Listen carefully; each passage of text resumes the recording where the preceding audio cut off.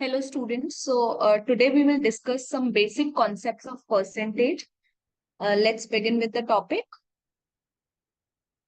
So if we talk about the percentage को अगर मैं बहुत ही simplest form में explain करूं तो let's break this word percent. Cent मतलब होता है 100, तो पर 100, ठीक है। परसेंटेज का यूज करते हैं हम फॉर कंपेयरिंग द वैल्यूज, ठीक है। तो अगर मैंने लिखा है 8%, तो इसको अगर मैं फ्रैक्शन फॉर्म में लिखूंगी तो I will write it like this. Let's say अगर मेरे पास कोई फ्रैक्शन है 1/2, सॉरी 1/2, अगर मुझे इसे परसेंटेज में कन्वर्ट करना है तो I will multiply it by 100, it will be equal to 50%। So अगर परसेंटेज टू फ्रैक्शन जाना है तो we will divide the number by 100, and अगर फ्रैक्शन टू परसेंटेज जाना है तो we will multiply the number by 100। Okay, now अगर हमें बेसिक कोई भी नंबर दिया जाए इन जनरल, ठीक है, let's say a number 150, each and every number is 100%. Okay, this 150 will be a 100%. Now, if we calculate the 20% of this number, then I am calculating one part of this number. Let's say I have to find out the 20% of this number. I will calculate it like this, which will be 30. तो 150 का एक part है। 150 is 100%। एक मैंने 20% का part निकाल लिया, तो रिमेनिंग कितना बचेगा? 100 माइनस 20, विच विल बी 80%। ठीक है, तो each and every number in percentage is 100%। Let's go further. अगर मैंने लेट्स से मैंने लिखा है A% of B equals to B% of A, तो यहाँ पे A% of B is equals to B% of A, क्या दोनों वैल्यूज इक्वल होंगे?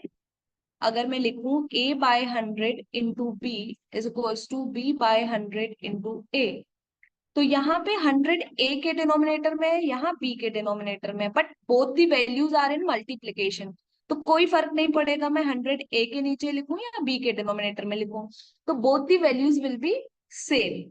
तो अगर मैं लिखती हूँ 30% ऑफ 150, या फिर मैं लिखूं 150% of 30, both will give you the same answer. Okay, now basic percentage अगर हमें कैलकुलेट करना है, ठीक है, तो we will go like this, जैसे मैंने यहाँ लिखा है, ठीक है। परसेंटेजेस को अगर मैं सिंपलेस्ट फॉर्म में लिख दूं तो वो फ्रैक्शन बन जाता है। लेट्स से अगर मैं 20% लिखती हूँ तो इसको मैं लिखूंगी 20/100। इसको अगर मैं और सिंप्लीफाई कर दूं इट विल बी 1/5, तो ये फ्रैक्शन बन गया, ठीक है। तो simplest form of the percentage उसको फ्रैक्शन बोलते हैं, ठीक है। Fraction is nothing other than your ratios. तो यहाँ पे 20/100, 20% को मैं ये भी बोल सकती हूँ 1/5। 20% मीन्स 1/5। सो यहाँ पे अगर मैं बात करूं परसेंटेज की, तो परसेंटेज को अगर मैं सिंप्लीफाइड फॉर्म में लिखती हूँ तो वो फ्रैक्शन बन जाता है, ठीक है। ऐसे ही कुछ फ्रैक्शंस हैं which you need to know, जो कि हमारे कैलकुलेशन को सिंप्लीफाई करते हैं। Okay,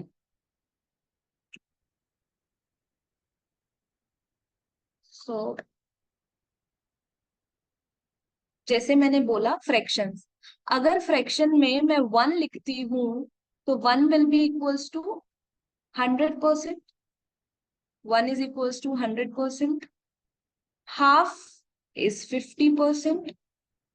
1/3 is 33.33%. 1/4 is 25%. 1/5 is 20%. 1/6 is 16.66%. 1/7 is 14.28%. Like this, we will go till 1 by 20. So we need to learn these fractions, because if we have to find 33.33% of a number, then it will seem a little bit calculative. When I know that 33.33% is nothing, one third of that number, then it will be easier. So first thing we need to do is learn these fraction values, fraction to percentage, or percentage to fraction. Let's go further. अब यहाँ पे मैं base का concept explain करूंगी, ठीक है। जैसे मैंने स्टार्टिंग में बोला, एवरी नंबर इज 100%, ठीक है। तो अगर मैं लेट्स से एक स्टेटमेंट लिखती हूँ, a% of x plus b% of x is equal to a plus b% of x। तो मैंने जो स्टेटमेंट लिखा है कि a% ऑफ x एक पार्ट हो गया x का, b% ऑफ x दूसरा पार्ट हो गया, इन दोनों को अगर मैं ऐड करूं तो a plus b% part of x के इक्वल होगा। तो क्या ये इक्वल होगा? Of course it will be equal. क्यों? क्योंकि यहाँ पे हमारा बेस जो है दैट इज सेम, यहाँ पे भी x है और यहाँ पे भी x है। तो मैथमेटिकली देखोगे तो भी इट इज ट्रू, क्योंकि x को अगर मैं इस साइड कॉमन ले लूं और इधर x है, x कैंसिल आउट हो जाएगा, तो a% प्लस b% दोनों इक्वल हो जाएंगे। इसको हम एक एग्जाम्पल के उससे समझ लेते हैं। Let's put some values. a की जगह मैंने 10% डाल दिया, x की जगह मैं 200 लिख रही हूँ, b की जगह 20 लिख देते हैं, एंड x की जगह again 200। a 10 plus 20 it will B 30% of 200। तो 10% of 200 is 20, 20% of 200 is 40, and 30% of 200 is 60. Both the values are equal. क्यों इक्वल है? क्योंकि हमारा जो बेस है दैट इज कॉमन। तो अगर एक ही बेस है उसके मैं डिफरेंट पार्ट्स कर दूं, तो इन पार्ट्स के वैल्यूज का सम लूं, या फिर परसेंटेज में a%, b%, इन दोनों को ऐड करके मैं a प्लस b% निकालूं, इट विल रिमेन सेम। अच्छा, अगर यहाँ पे सम की जगह डिफरेंस होता, ठीक है, अगर ये a% of x minus b% of x होता, then also it will remain same. चाहे डिफरेंस हो या फिर सम हो, it will remain same. The thing we have to keep in mind is कि बेस हमारा कॉमन होगा, तभी हम ऐसा कर सकते हैं। अगर दो अलग अलग वैल्यूज के डिफरेंट पार्ट्स की बात हो रही है, then we can not do it. इसको हम फर्दर और एग्जाम्पल्स के साथ समझेंगे। Okay, now let's move to the another concept. Now, basically, I will talk about calculating percentage. तो सिंपली अगर मुझे 20% ऑफ अ नंबर चाहिए, तो व्हाट वी डू इज 20/100, या फिर multiply the number by 1/5 which is 1/5 of that number. तो basically we are calculating the 1/5 of that number, ठीक है। अब इसी में एक तो मैं basic normal traditional method, that is की परसेंटेज को फ्रैक्शन फॉर्म में लिख दिया, या फिर और सिंपलेस्ट फ्रैक्शन में लिख दिया, वी कैन डू इट। या फिर हम मल्टीप्लाइंग फैक्टर्स को यूज कर सकते हैं। मल्टीप्लाइंग फैक्टर्स क्या होते हैं? Multiplying factors are the decimal form of these fractions. 20/100 को अगर मैं डेसिमल फॉर्म में लिखूं तो ये क्या हो जाएगा? 0.2, ठीक है। 30% को अगर मैं लिखूं तो ये क्या हो जाएगा? 0.3। These are the multiplying factor. तो अगर मुझे किसी नंबर का 30% निकालना है, तो I can simply write it as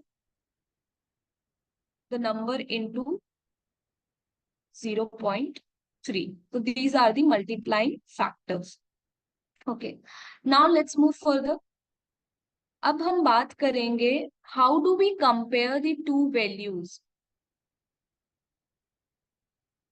हम परसेंटेज में वैल्यूज को कंपेयर कैसे करते हैं, मैंने स्टार्टिंग में बोला था परसेंटेज का यूज हम कंपैरिजन में करते हैं।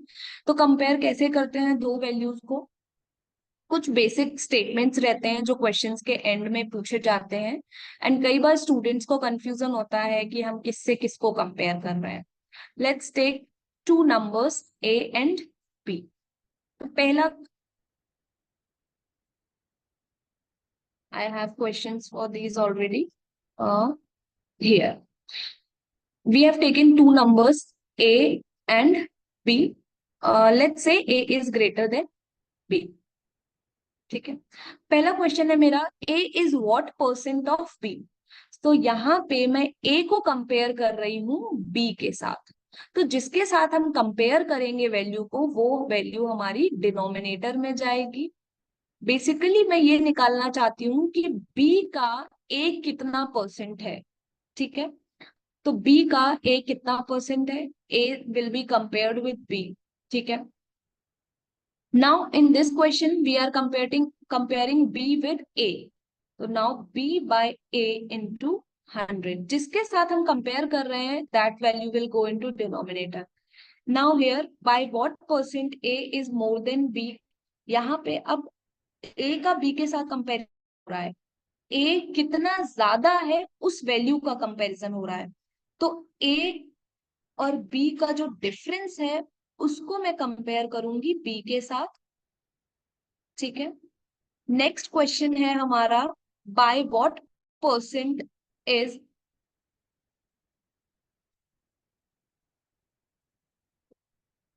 Bye what percent B is less than A.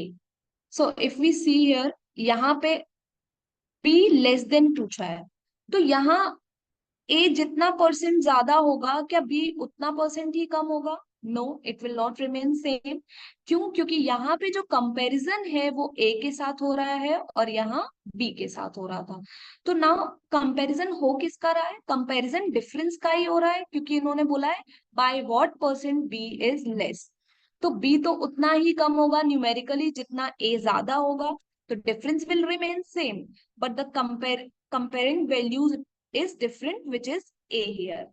So अगर basic statements comparison के इस तरीके के आते हैं, तो this is how you will compare the two values. Now let's move further. We have seen how to compare two values. Now we will talk about the basic increment and decrement in percentage. तो basic increment और decrement की अगर बात करें तो values को हम increase करते हैं। Let's say a person earns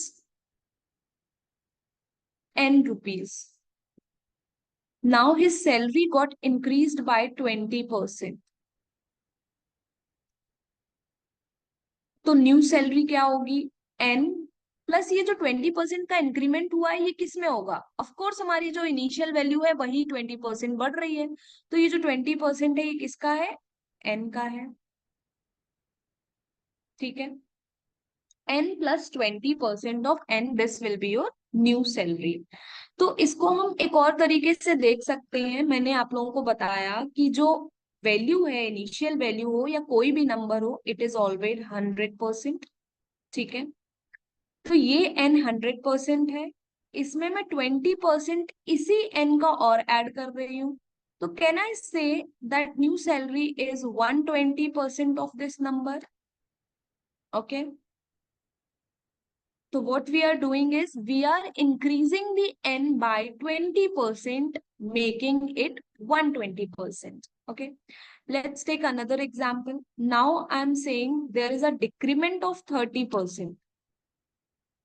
तो इनिशियली 100% होगी सैलरी, उसमें 30% का डिक्रीमेंट हुआ है, तो I can say n is now 70% of n will be your answer. उसी नंबर को 30% डिक्रीज कर दिया मैंने। Okay, so this is how you can do the increment and decrement in the values. Now we can use multiplying factor also here. Multiplying factor अगर मैं बोलूं कि the number is increased by 20%. Okay, so अगर मैं fraction के हिसाब से देखूं तो मुझे पता है कि number is going to be 120% now, और 120% का मल्टीप्लाइंग फैक्टर होगा 1.2. तो I can say n into 1.2 my is my answer. Okay. Another thing which you can see is कि अगर मुझे 20% का इंक्रीमेंट करना है तो 20% के इंक्रीमेंट में आई can say that 1 plus 20 by 100 which is going to be 120 by 100. Okay, अब इसी इंक्रीमेंट डिक्रीमेंट को अगर फ्रैक्शंस में देखना है, ठीक है, तो मैं तीन चीजें बता रही हूँ. पहली, ट्रेडिशनल मेथड कि हम 20% ऑफ दैट नंबर निकाल के उसमें ऐड करते हैं. Then we will move further कि 20% अगर बेस सेम है, एक ही बेस है, कॉमन, तो हम सीधे 120% निकालें या सीधे 70% निकालें. उसी चीज में हम मल्टीप्लाइंग फैक्टर्स को भी यूज कर सकते हैं. Now we will talk about कि हम फ्रैक्शंस को कैसे यूज कर सकते हैं. तो अगर हम फ्रैक्शंस की बात करें तो 20% का फ्रैक्शन मुझे पता है क्या होता है, 1/5 होता है. तो अगर मैं बोल रही हूँ n is getting increased by 20%, तो इसका मतलब n plus 1/5 of n add होगा इसमें. ठीक है, तो अब 100% को फ्रैक्शन में 1 लेते हैं, तो 1 प्लस 1/5 कितना होगा, 6/5 होगा. तो मैं सीधे ही कह सकती हूँ number is going to become 6/5 of itself. जो फाइनल नंबर होगा वो n का 6/5 होगा, जिसमें मैंने 1/5 का इंक्रीमेंट किया है.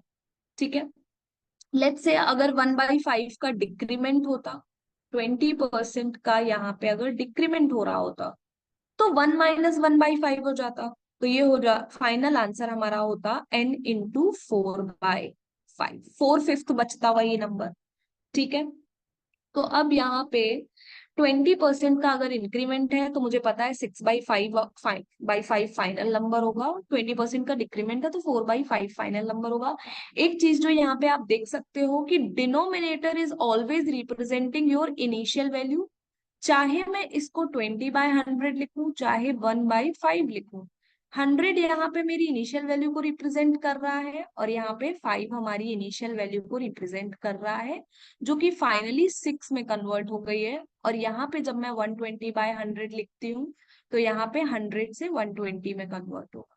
ठीक है, तो this is your increment and decrement. अभी मैं फर्दर क्वेश्चन करवाऊंगी, उसमें you can understand it. Now let's move further.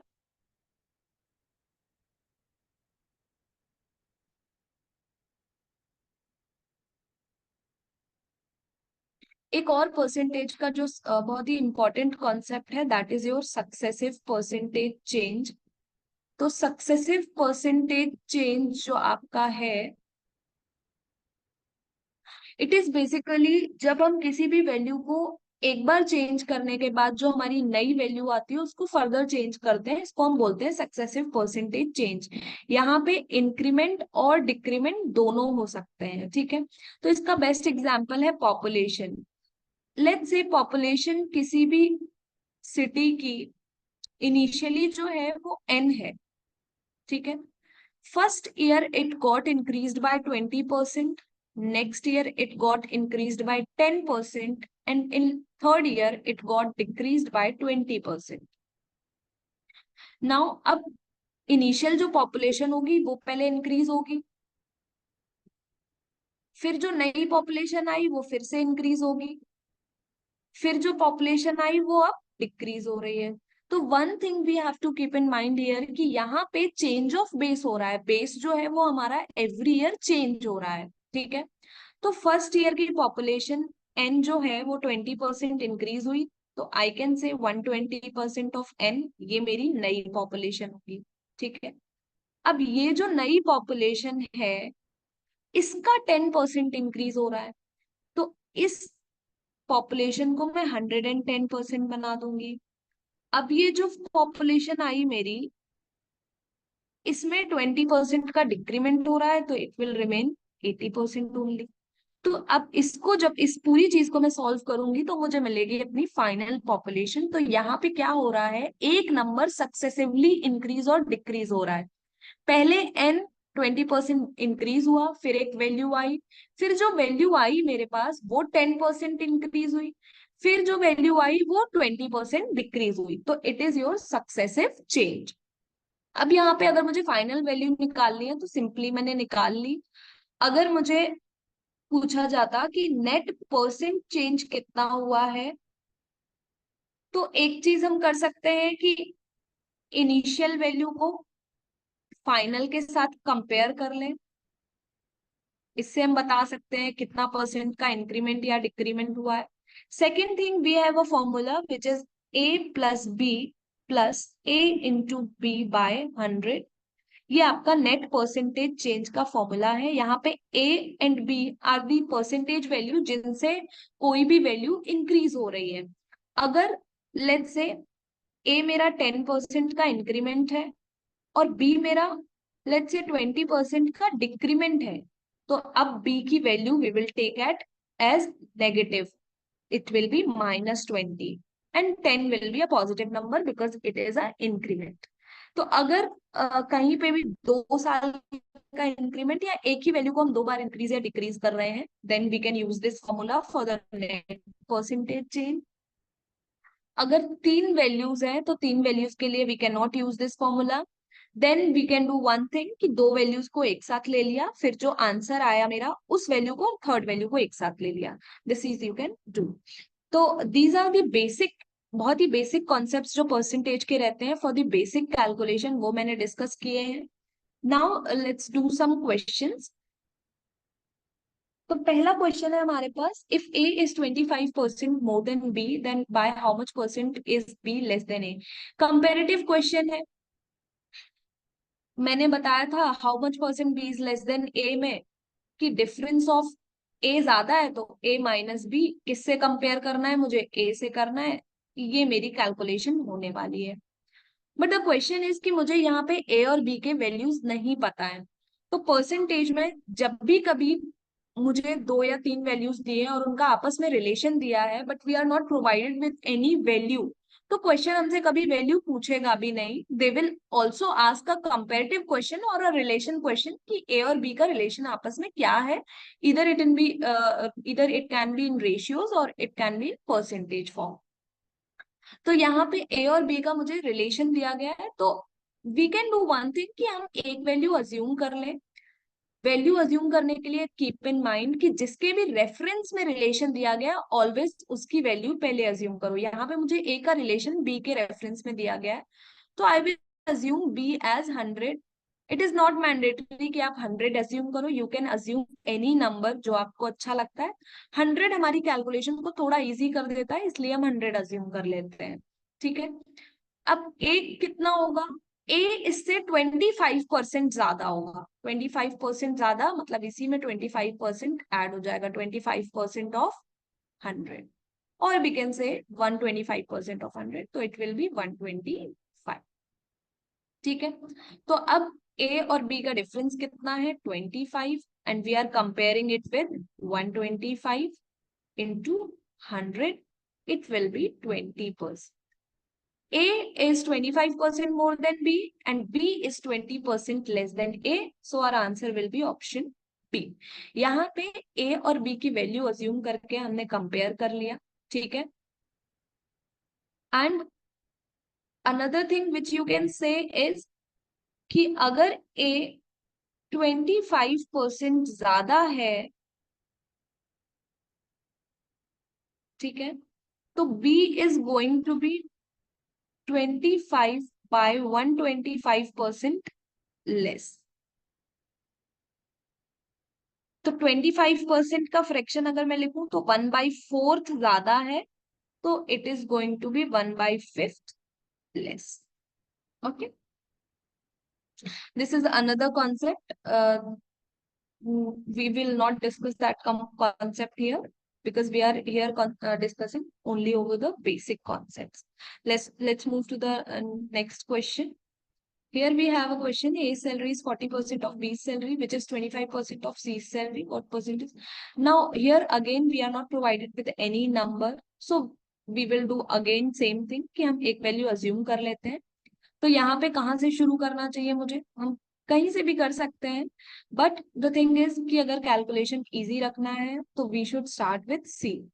सी की सैलरी हम कितनी अज्यूम करें कि हमारी कैलकुलेशन, हम 100 भी अज्यूम कर सकते हैं. ठीक है. सो लेट्स से कि मैंने 100 ले लिया, तो बी जो है वो 25% है इसका. इट इज नॉट मोर और less, it is exactly 25% of this number. तो ये 25 हो जाएगा. 25% ऑफ 100 इज 25. अब ए की बात करूं मैं, तो ए इज 40% ऑफ बी. तो ए जो है वो बी का 40% है, यानी कि 25 का 40% है. ठीक है. तो it will B 10.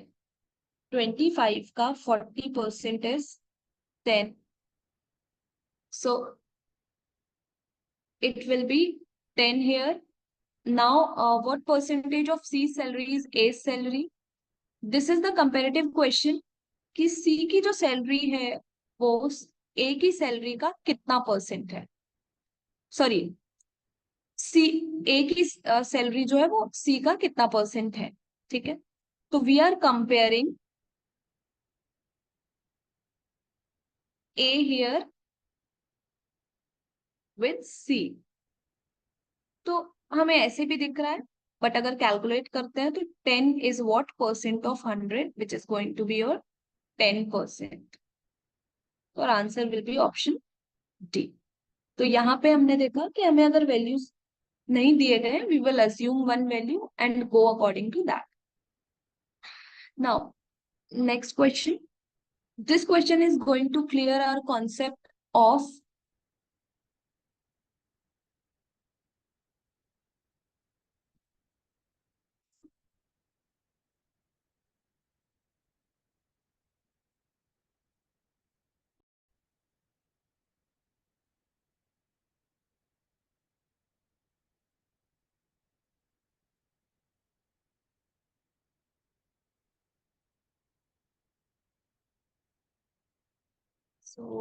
we were on this question. After spending 20% on clothes, 10% on books, 9% on purchasing gift for friend, and 7% on others, Chandra has a balance of 2700.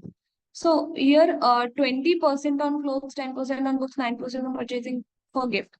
तो यहाँ पे अब ये जो बेस वाला कॉन्सेप्ट है वो हम क्लियर कर लेंगे कि यहाँ पे अमाउंट जो चंद्रा के पास है, मान लो एक्स था.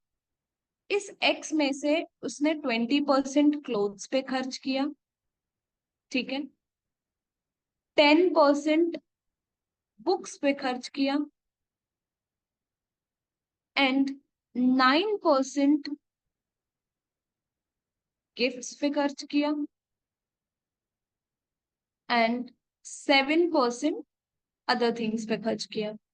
तो बेस कॉमन है. 20% of x, 10% of x, 9% of x, 7% of x.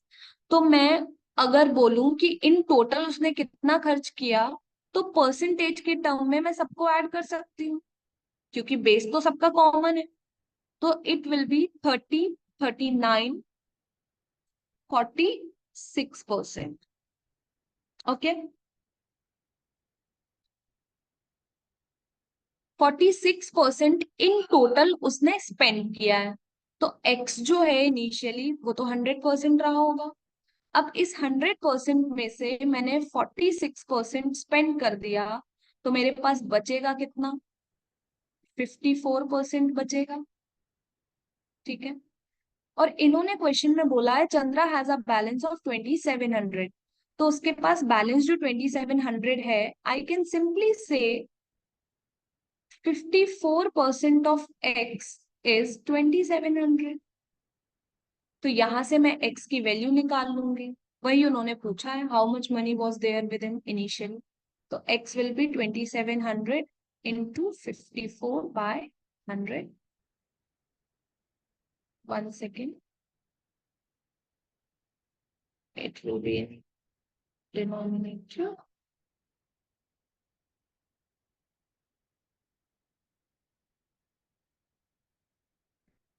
will be 100 by 54.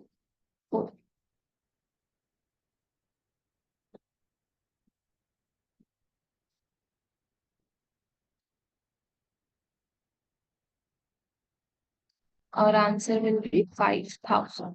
Option A. So here you see that if the base is same, then how we will calculate the numbers. Let's move to the next question. A candidate who gets 30% of the total marks fails by 14 marks, but another candidate who gets 45% of the total marks scores 16 marks. So here again, this question will clear your concept over the common base. एक candidate के let's say the candidate is a, इसने 30% of the total marks score किया but he got fail. दूसरा candidate let's say B, इसने 45% score किया. इसके marks passing marks से ज्यादा है और इसके कम है, तो पासिंग मार्क्स इन दोनों के बीच लाई करेगा. ठीक है, ये पासिंग मार्क्स से कितना पीछे है? ये पासिंग मार्क्स से 14 मार्क्स कम है और ये पासिंग मार्क्स से 16 मार्क्स ज्यादा है. तो अब यहाँ पे ये जो 30% है, मान लो मैक्सिमम मार्क्स एक्स है, तो ये 30% भी एक्स का है और ये 45% भी एक्स का है, दोनों कॉमन बेस है. ठीक है, यहाँ पे परसेंटेज में डिफरेंस कितना है ए और बी में? तो ए और बी में परसेंटेज में 15% का डिफरेंस है. ठीक है, बट अगर मैं मार्क्स के डिफरेंस की बात करूं, तो यहां से यहां तक जितने भी मार्क्स हैं वही डिफरेंस है दोनों के बीच. तो which is going to be 30 marks. दोनों के बीच 30 मार्क्स का डिफरेंस है और परसेंटेज में 15% का. तो ये 15% भी एक्स का पार्ट है. तो एक्स का 15% 30 के बराबर होगा, तो एक्स की वैल्यू आएगी 200. 200 इज योर मैक्सिमम मार्क्स. अब मुझे अगर पासिंग मार्क्स निकालने हैं, तो मैं एक कोई या तो 30% निकाल लेती हूँ या 45. लेट्स से 30% निकाल लिया मैंने, तो इसका 30% आया 60. अब 60 में तो वो फेल हो रहा था, 14 मार्क्स और ऐड होंगे तब पास होगा, तो 74 marks is your passing marks. यहाँ पे एक चीज मैं और बताना चाहूंगी कि यहाँ पे मैंने निकाला था कि 15% ऑफ मैक्सिमम मार्क्स इज 30. ठीक है, तो यहाँ पे मुझे मैक्सिमम मार्क्स निकालने की जरूरत नहीं थी, मुझे पासिंग मार्क्स निकालने थे. उसके लिए या तो 30% चाहिए था या 45%. तो मैं सिंपली ये कर सकती थी कि 30 मार्क्स अगर 15% के बराबर है, तो 30% के बराबर कितना होगा? ठीक है, 30/15 यूनिटरी मेथड. 30 15% से डिवाइड करूंगी तो 1% की वैल्यू आएगी, इंटू 30 करूंगी तो 30% की आ जाएगी. तो इट इज इक्वल टू 60. फिर मैं 14 ऐड कर देती. Okay, so let's move to the next question. This is going to be our last question.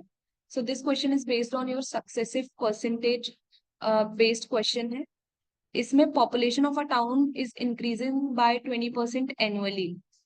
तो 2 years के बाद पूछा है, तो सिंपल है. इनिशियली पॉपुलेशन 2500 है, 20% का इंक्रीमेंट है तो 120% हो जाएगी. ये फर्स्ट ईयर की पॉपुलेशन हो जाएगी. फिर नेक्स्ट ईयर यही वैल्यू फर्दर इंक्रीज हो जाएगी. तो this will give you the final answer. तो यहाँ पे 6/5, 6/5 इट विल बी 3600. तो हमारी नई पॉपुलेशन होगी 3600. और अगर मैं नेट परसेंटेज चेंज की बात करूं, तो 20% का इंक्रीमेंट हो रहा है. तो जो फॉर्मूला मैंने बताया था उसमें हम रख सकते हैं a+b plus a×b/100. It will be equal to 44%. या फिर आप इनिशियल पॉपुलेशन और फाइनल पॉपुलेशन को कंपेयर करोगे तो भी you will get your answer as 44%. Okay, I think these basic concepts are clear to you. We will do next topic in next video. Thank you.